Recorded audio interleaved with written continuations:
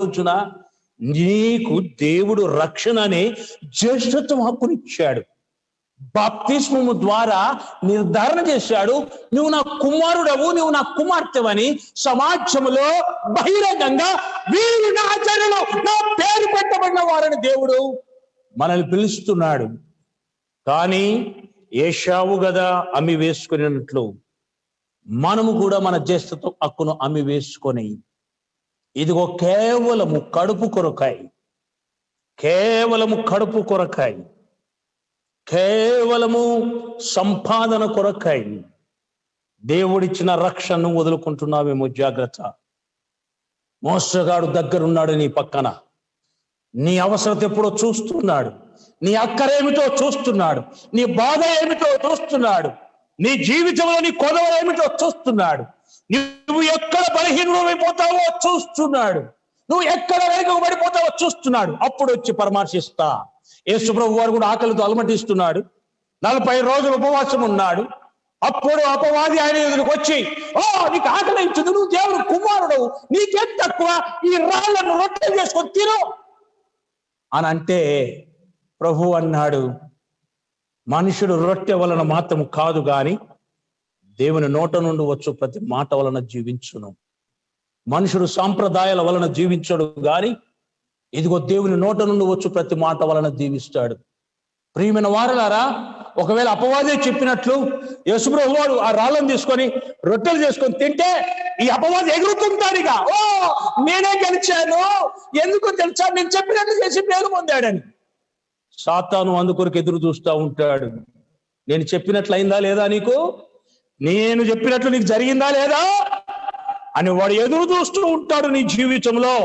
సహోదరుడా, సహోదరి, దేవుని వాక్యం అనే మాటను నీవు దాని ద్వారా బ్రతకాలి, దాని ద్వారా జీవించాలి. కానీ ఈ లోకములో ఉన్నటువంటి వాటికి నువ్వు లోనైపోయి నీ జ్యేష్ఠత్వ హక్కును అమ్మి వేసుకోవడానికి వీలు లేదు. ప్రియమైన వారులారా, ఈ యొక్క యాకోబు మోసగాడు గనుక ఆ ఎర్రని చిక్కుడుగాయల యొక్క వంటకం, ఆ ఆహారం అన్నకిచ్చి ఆ యొక్క జ్యేష్ఠత్వ హక్కును తీసుకున్నాడు. ప్రియమైన వారులారా, నీ జీవితంలో నీకేదైనా అవసరం అక్కర కలిగితే నువ్వు అపవాది చేతిలో పడతావా? నువ్వు దేవునికి ఇష్టడుగా నుండి నీ రక్షణ కాపాడుకోవా? రక్షించబడిన తర్వాత కూడా ఇంకా కొంతమంది త్రాగుతున్నారు, జాగ్రత్త. దేవుని ఉగ్రత నీ మీదికి భయంకరంగా వస్తుంది. నీ జీవితంలో ఆ యొక్క ఉగ్రత వచ్చినప్పుడు నువ్వు కొండల్లో, గుట్టల్లో, సముద్ర దిగంతంలో దాగుపడే పారిపోయినా దేవుడిని విడిచిపెట్టాడు. నీ జీవితం మీదికి తీసుకుని రావాల్సిన శిక్ష తీసుకొని వస్తాడు. ప్రియమైన సహోదరుడా, సహోదరి, జాగ్రత్త. నీకు ఇచ్చిన రక్షణ దొంగిలించడానికి మోసగాడు రెడీగా ఉన్నాడు. నిన్ను నీ ఒకసారి కాపాడుకో. నేను పరిశుద్ధునై ఉన్న ప్రకారం మీరు మీ సమస్త ప్రవర్తన యందు పరిశుద్ధులై ఉండి ఎంతమంది అండి ఈ దినాలలో తాగరు కానీ తాగిపిస్తారు.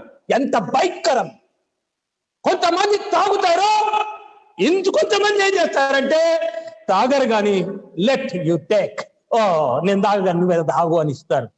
తాగినా తాగిపిచ్చినా నువ్వు చేసే పాపాన్ని బట్టి ఉగ్రత నీ మీదకి వస్తుంది. సుమా, జాగ్రత్త.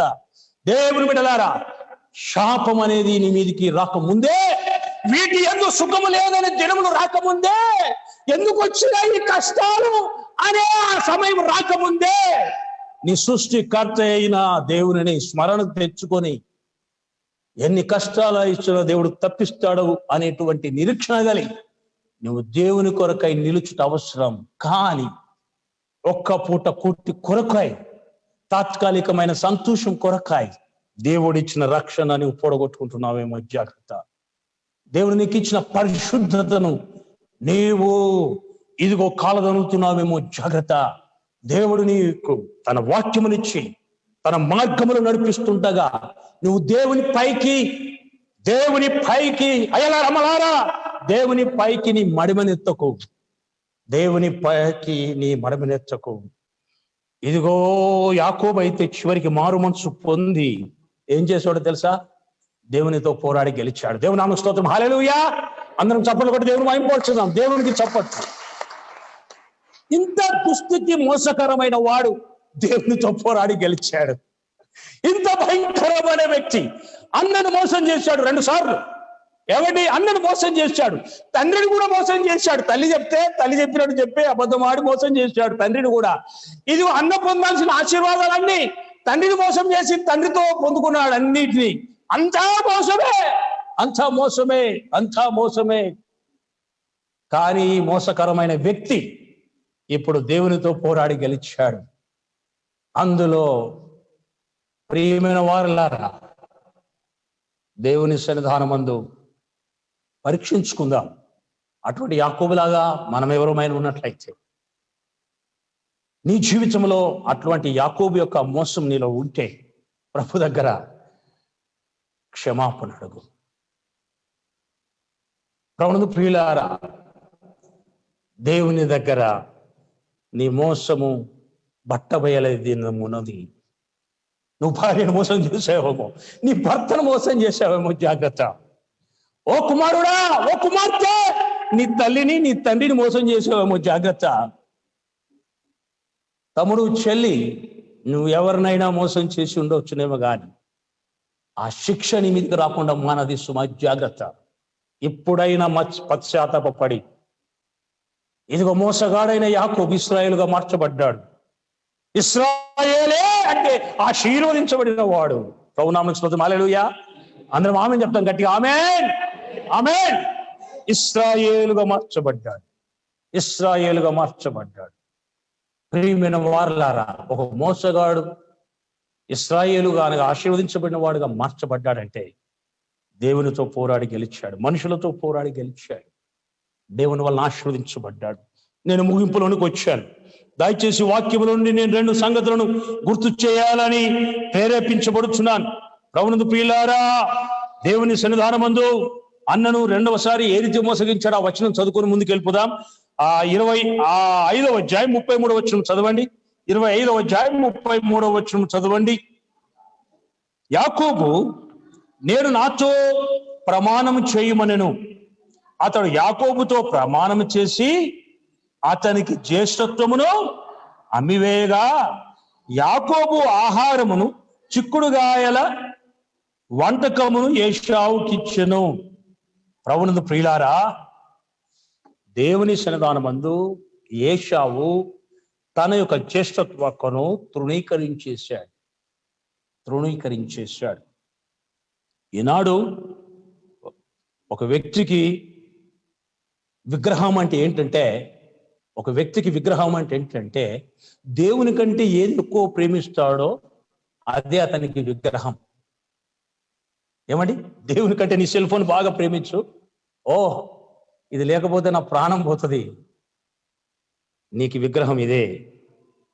ఈ విగ్రహమును నీవు ఏం చేయించున్నావు అంటే వ్యభిచారము చేయించున్నావు. విగ్రహాన్ని కలిగి ఉన్నావంటే నువ్వు వ్యభిచారము చేయించున్నావు. శారీరకంగా నువ్వు వ్యభిచారం చేయకపోవచ్చును, కానీ దేవుని కంటే ఏది ఎక్కువ ప్రేమిస్తున్నావో నువ్వు దానిని వ్యభిచరిస్తున్నావు. ప్రభువునందు ప్రియులారా, దేవుని సన్నిధానమందు దేవుని కంటే ఎక్కువగా నువ్వు దేని ప్రేమిస్తున్నావు? ఈరోజు పరీక్షించుకో. నువ్వు దేవునితో పోరాడి గెలవాలి కదా. నువ్వు మనుషులతో పోరాడి గెలుస్తావు, ఎందుకంటే నీకు మాట చాతుర్యం ఉన్నది, వాక్ చాతుర్యం ఉన్నది, నీకు లోక జ్ఞానం ఉన్నది, నేర్పరితనం ఉన్నది. ఎవరు నెగలనియవు. నీవు మనుషుల మీద పోరాడి గెలుస్తావు, ఓకే. కానీ దేవుని మీద గెలవాలి అంటే ఒకే ఒక మాటను ఇప్పుడు గుర్తు చేస్తున్నాను. దేవుని కంటే ఎక్కువగా నువ్వు దేని ప్రేమిస్తున్నావు? ఒకవేళ దేవుని కంటే ఎక్కువ ప్రేమిస్తున్నావు అంటే నువ్వు వ్యభిచారం అనే పాపంలో ఉన్నావు. ఇది మీకు అర్థమవుతుందో లేదో కానీ వ్యభిచారం అంటే శారీరక సంబంధం, అక్రమ సంబంధం అనుకుంటుంటాం. కానీ నువ్వు ఆత్మీయ రీతిగా ఒక వ్యభిచారివై ఉన్నావేమో, ఒక వ్యభిచారినివై ఉన్నావేమో. శుభ జాగ్రత్త. దేవుని బిడ్డలారా, దేవుని సన్నిధానమందు దేవునితో పోరాడి గెలవడం అంటే అది సామాన్యమైన మాట కాదు. ఏంటంటే తన జీవితంలో నేను దేవుని కంటే ఏ దానిని ఎక్కువగా ప్రేమిస్తలేను అని రుజువు పరచుకొనడమే నీవు నిజంగా దేవుని మీద పోరాడి గెలవడం. దేవుని కంటే ఎక్కువ నేను దేన్ని ప్రేమిస్తలేను, ఇదిగో అప్పుడే నీవు దేవుని మీద పోరాడి గెలవగలుగుతున్నావు.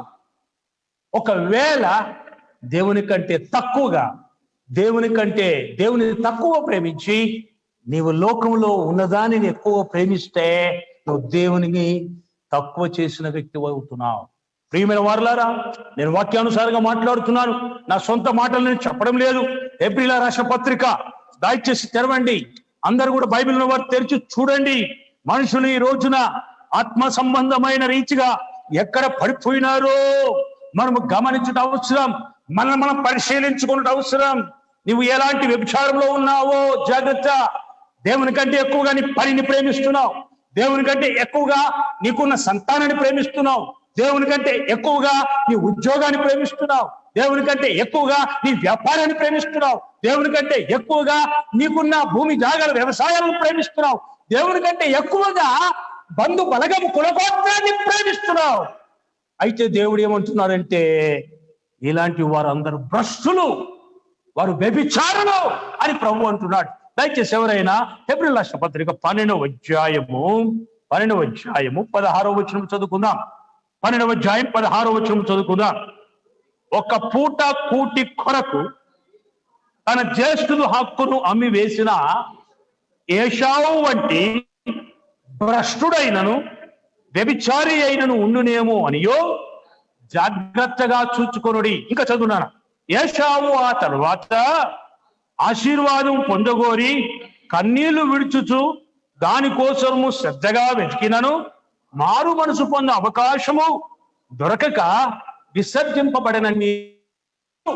ప్రియమైన వారలారా, ఈరోజు స్టడీస్ పిల్లలకు ఒక దేవత అయిపోయింది. స్టడీసే వాళ్ళకు ముఖ్యం, కానీ ప్రభు దగ్గరకు వచ్చి మోకరించి ప్రార్థిద్దామని లేదు. చాలా మందికి ఎట్లున్నదంటే ఈ లోక దేవత ఇదిగో మరి అవిశ్వాసులైన వారి మనోనేత్రంలో గుడ్డితనం కలగజేస్తుంది. వారి బ్రతుకులో ఫలింపకుండా, వారు దీవించబడకుండా అపవాది వారిని మృంగివేస్తున్నది. వారి యొక్క జీవితంలో దేవునికి లోబడకుండా, వారు దేవుని యొక్క కృప పొందకుండా లోకస్తుల వలె మేము కూడా వాళ్ళకంటే గొప్పవారం కావాలని ప్రయత్నం చేస్తున్నారు తప్ప నిజంగా దేవుని సన్నిధానమందు ఆ యొక్క మోసపు స్థితితో ఉన్న యాకోబు ఇశ్రాయేలుగా మార్చబడినట్లుగా, నేను మార్చబడితే ఆనాడు యాకోబును దేవుడు దీవించినట్లుగా నన్ను దీవిస్తాడు అనే సత్యాన్ని మర్చిపోయారు. కనుక ప్రియమైన వారలారా, ఈ రోజున దేవుని వాక్యం చెప్తుంది, మీరు ఒకవేళ ఈ లోకములో శారీరక వ్యభిచారం జరిపించకపోయినా మీరు భ్రష్టులు, మీరు వ్యభిచారులై ఉన్నారు. ఎందుకనగా దేవుడు మీకు ఇచ్చిన రక్షణ విషయంలో నిర్లక్ష్యం వహించినారు. ఎప్పుడో ఒక బాధ కలిగినప్పుడు, శ్రమలు వచ్చినప్పుడు దేవుని జ్ఞాపకం చేసుకుంటున్నావు. అప్పుడు నీవు ఆయన వలన ఇదిగో ఆశీర్వాదం పొందే అవకాశం లేదు, నీ కుమారు మనసు పొందే అవకాశం లేదు. కనుక ఇప్పుడు సమయం ఉండగానే మన జీవితంలో దేవునిని సంపూర్ణంగా ప్రేమించడం నేర్చుకుందాం. దేవునిని సంపూర్ణంగా ప్రేమిద్దాం. ఎవరైతే దేవుని సంపూర్ణంగా ప్రేమిస్తారో వారు దేవునితో పోరాడి గెలిచిన వారు అవుతున్నారు. కనుక మన జీవితం అంతట్లో శ్రేష్టమైనది ఇదిగో దేవుణ్ణి ప్రేమించడం. ప్రియమైన వారలారా, దేవుని వాక్యాన్ని మనం చూద్దాం. నన్ను ప్రేమించేవాడు నా ఆజ్ఞలు గైకొందురు, వారు నన్ను ప్రేమించి ఉన్న ఎడల ఆజ్ఞలు గైకొని ఉందురు. ప్రియమైన వారలారా, నన్ను ప్రేమించని వాడు నా ఆజ్ఞలు గైకొనడు అని చెప్పాడు. కనుక దేవుని ప్రేమించడం అనేది చాలా చాలా చాలా ఆశీర్వాదమై ఉన్నది. కనుక దేవునిలో ఆయనకు సర్వస్వము అనుగ్రహించబడ్డది, ఆయనకు సంపూర్ణంగా సమస్తము ఇవ్వబడి ఉన్నది. నేను ఒక మాట మీకు జ్ఞాపకం చేస్తాను. ఎప్పుడైతే యాకోబు తన యొక్క జీవితాన్ని మార్చుకున్నాడో దేవుని స్వరం వినడం ప్రారంభించాడు. దేవుని నామమునకు స్తోత్రం. హల్లెలూయా, హల్లెలూయా. నిజంగా ఎప్పుడైతే తన జీవితాన్ని మార్చుకున్నాడో దేవుడు వర్క్ చేయడం మొదలుపెట్టాడు. ఇదేంటంటే దేవుడు అతనితో మాట్లాడడం మొదలుపెట్టాడు. చూడండి దయచేసి ఆదికాండం 35వ అధ్యాయం మొదటి వచనం చదువుకుందాం. ఆ దేవుడు యాకోబుతో, నీవు లేచి బేతేలు వెళ్ళి అక్కడ నీ సహోదరుడైన ఏశావు ఎదురు నుండి పారిపోయినప్పుడు నీకు కనబడిన దేవునికి అక్కడ బలిపీఠము కట్టుమని. అనగా దేవుని స్వరాన్ని వినిపింపబడ్డది. నువ్వు లేచి ఇప్పుడు బయలుదేరు అని దేవుని స్వరం వినబడ్డది. దేవుని స్వరాన్ని విన్నాడు. ఇదిగో ఎక్కడైతే నేను నీకు స్వప్నంలో కనబడ్డాను, ఎక్కడైతే నేను నీకు మరి ఆశీర్వాదం ఇస్తాను వాగ్దానం చేశాను, ఆ స్థలానికి వెళ్ళి అక్కడ బలిపీఠం కట్టు చెప్పినట్లు చేశాడు ఇతడు. మరలా చూడండి, ఇప్పుడు 35వ అధ్యాయం 7వ వచనం చూడండి. 7వ వచనం చూడండి. అతడు తన సహోదరుని ఎదుట నుండి పారిపోయినప్పుడు దేవుడు ఎక్కడ అతనికి ప్రత్యక్షమాయనో అక్కడ ఏం చేశాడు చెప్పండి? బలిపీఠము కట్టి ఆ చోటికి ఏల్ బేతేల్ అని పేరు పెట్టెను. ఏల్ బేతేల్ అని పేరు పెట్టెను. ఏల్ బేతేల్ అంటే బేతేలు దేవుడు. ఏమండి? ఏం దేవుడు చెప్పండి? బేతేలు దేవుడు. తలగడగా రాయి పెట్టుకున్నాడు. రాత్రంతా స్వప్నం. నిచ్చెన కిందికి ఆకాశానికి వేయబడ్డది పరలోకానికి. దూతలు ఎక్కుతూ దిగుతూ కళ్ళారా చూసి ఆస్వాదిస్తున్నాడు. ప్రియమైన వారలారా, దేవుని స్వరం విన్నాడు, తన జీవితం మార్చుకున్నాడు, పశ్చాత్తాపపడ్డాడు. దేవుడు మాట్లాడడం మొదలుపెట్టాడు. కనుక ప్రభువుని ప్రియులారా, దేవుని సన్నిధానంలో అక్కడ బలిపీఠం కట్టి ప్రభువుని మహింపరిచాడు. బలిపీఠం కట్టి ఇదిగో ఆశీర్వదించబడ్డాడు. ఇశ్రాయేలుగా మార్చబడ్డాడు. ఇశ్రాయేలుగా తీర్చబడ్డాడు. ఇశ్రాయేలుగా మార్చబడి ఆశీర్వదించబడినాడు. ఇప్పుడు దయచేసి ఒక్కడే దేవునితో ఒంటరిగా ఎట్లా పోరాడిండో మనం చూద్దాం యాక్యురేట్ గా. ఎవరైనా ఆదికాండం 32వ అధ్యాయం 24వ వచనము చదువుకుందాం. 24వ వచనం. యాకోబు ఒక్కడు మిగిలిపోయెను, ఒక నరుడు తెల్లవారు వరకు అతనితో పెనుగులాడుచుండెను. యాకోబు ఒక్కడే. Really if you are alone, you are the blessed. నువ్వు ఇంట్లో ఒక్కదానివే ఉన్నావనుకో, భర్త లేడు పాపం, పిల్లలు బడికి వెళ్ళారు, కాలేజ్కి వెళ్ళారు, నువ్వు ఒక్కదానివే ఉన్నావనుకో, యు ఆర్. ఎందుకో తెలుసా? ఆనాడు పెనుగులాడినాడు యాకోబు.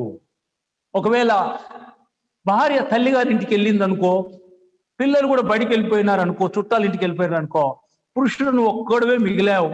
ఇప్పుడు నీకు వండర్ఫుల్ టైం, నీకు దేవునితో పెనుగులాడటానికి. నీవు ఒక్కడు మిగిలినప్పుడు దేవునితో బాగా పెనుగులాడు. అదే పోరాడి గెలిచాడు. ఒక్కడే రాత్రంతా పెనుగులాడుతున్నాడు. ప్రియమైన సహోదరుడా, సహోదరి, నువ్వు యవనస్తుడు రాలవు. నువ్వు ఒంటరిగా ఉన్నావు. నీకు పిచ్చి పిచ్చి తలంపులు వస్తుంటాయి, పిచ్చి పిచ్చి మనసులు వస్తుంటాయి. కొన్నిసార్లు స్నేహితులు జ్ఞాపకం వస్తుంటారు. కొన్నిసార్లు ఇదిగో మరి ఎప్పుడో మూవీ చూసినా ఆ మూవీ జ్ఞాపకం వస్తుంటది.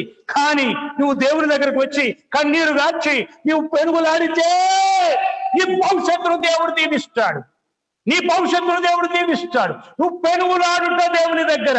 ప్రియమైన సహోదరుడా, సహోదరి, నువ్వు ఒంటరిగా ఉన్నప్పుడు నీకు ఇచ్చిన అవకాశం ఏమిటంటే నువ్వు దేవునితో పెనుగులాడడం. చాలా మంది నేను చూస్తుంటాను, మమ్మీ డాడీ నన్ను డిస్టర్బ్ చేయకు, నేను చదువుకుంటున్నా. అది మంచిదే, ఎంత మంచిది, చదువుకోవాలి, శ్రద్ధగా ఉండాలి.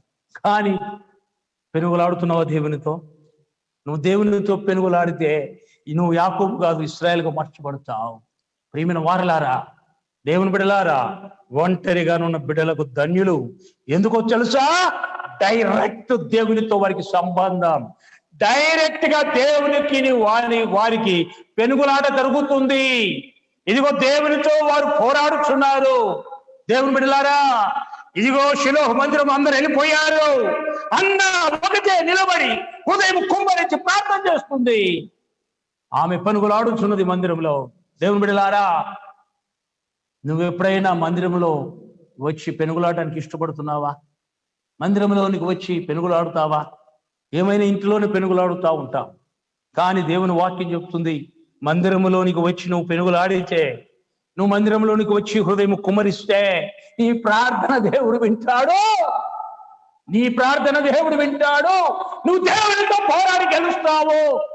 ప్రియమైన దేవుని బిడ్డలారా, ఈ రోజున దేవుని వాక్యం వినుచున్న నీవు దేవుని మందిరంలోనికి వచ్చి పోరాడు. దేవుడు నిన్ను దీవిస్తాడు.